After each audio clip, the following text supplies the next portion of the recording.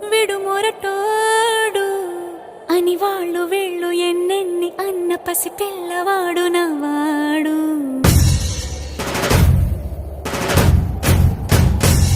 విడు ముండోడు అని ఊరు వాడ అనుకున్న గాని మహారాజు నాకు నవాడు.